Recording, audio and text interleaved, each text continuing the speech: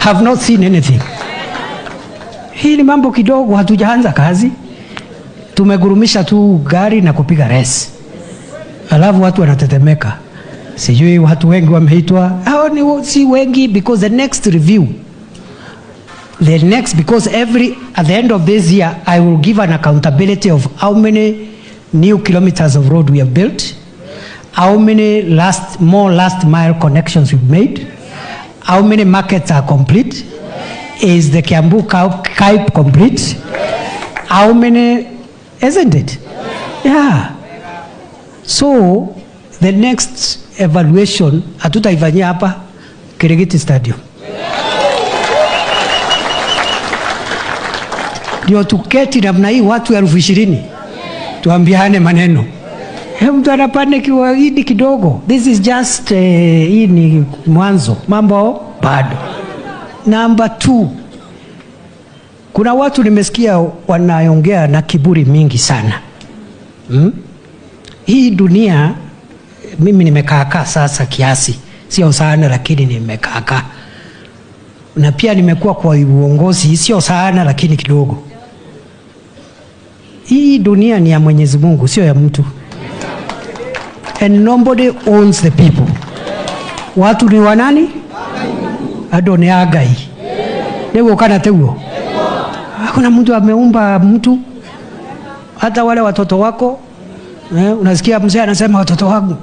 Ni kweli ni wako, lakini kazi yako ilikuwa kidogo sana hapo. Hata hujui nini ilitokea.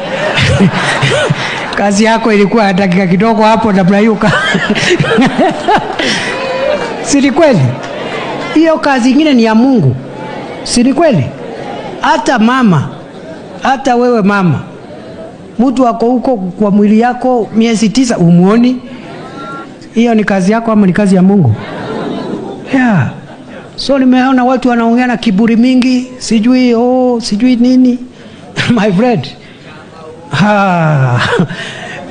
Sasa hii siasa si wakati itafika? Si tunafanya kazi kwanza? Si tulisema kazi kwanza, siasa baadaye? Siasa kwanza, kazi kwanza, siasa baadaye. Sasa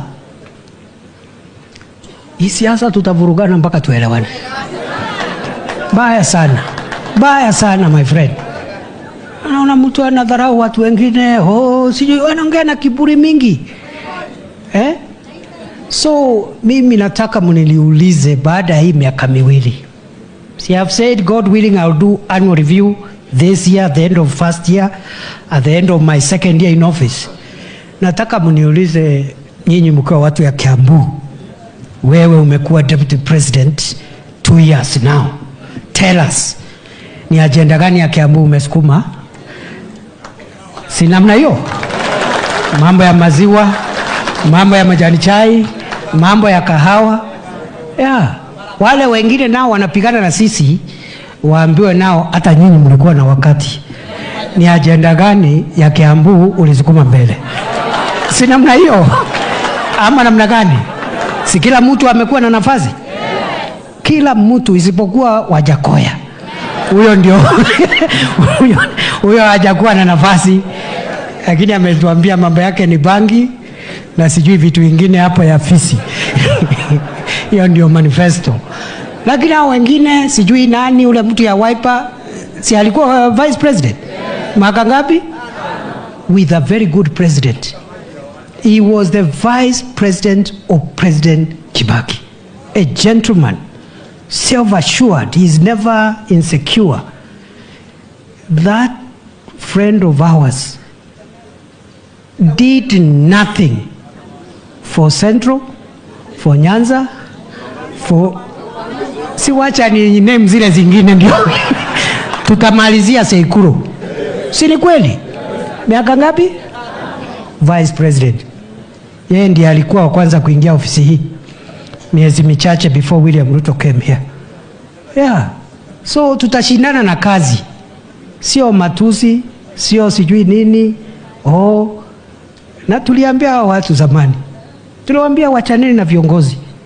Wachana na wabunge, wachana na MCAs. Wachana na viongozi, hata kama ni wadogo wako, ni viongozi wamechaguliwa.